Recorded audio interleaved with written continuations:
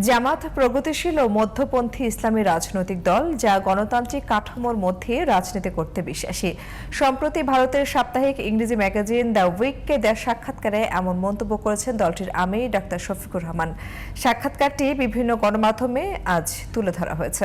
বিস্তারিত সিরাজুল মুনিরার রিপোর্টে। বৃহস্পতিবার বিভিন্ন গণমাধ্যমে প্রকাশিত হয় ভারতের সাপ্তাহিক ইংরেজি ম্যাগাজিন দ্য উইককে দেয়া বাংলাদেশ জামায়াতে ইসলামের আমির ডক্টর শফিকুর রহমানের সাক্ষাৎকার। এতে তিনি বলেন, জামায়াত প্রগতিশীল ও মধ্যপন্থী ইসলামিক রাজনৈতিক দল যা সামাজিক, অর্থনৈতিক ও রাজনৈতিক প্রেক্ষাপটের সঙ্গে মিল রেখে নিজেদের নীতিগুলো ক্রমাগত পরিমার্জন করছে। দলটি মানুষের মৌলিক অধিকার, আইনের শাসন এবং ন্যায় বিচারে প্রতিশ্রুতিবদ্ধ। ডক্টর শফিকুর রহমান আরও দাবি করেন, জামায়াত কোনো ধরনের উগ্র বা চরমপন্থা সমর্থন করে না।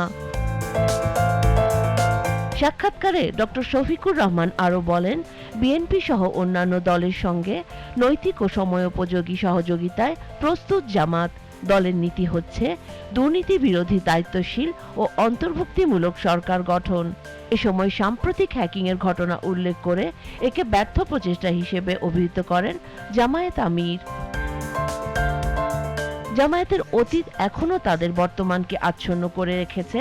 দ্য উইকের এমন প্রশ্নের উত্তরে তিনি জানান, কোনো দলের অতীতকে বিচ্ছিন্নভাবে ব্যবহার করে বর্তমানের গণতান্ত্রিক অংশগ্রহণ অস্বীকার করা উচিত নয়। তবে জামায়াত নৈতিক দায়বদ্ধতা ও সমঝোতায় বিশ্বাস করে।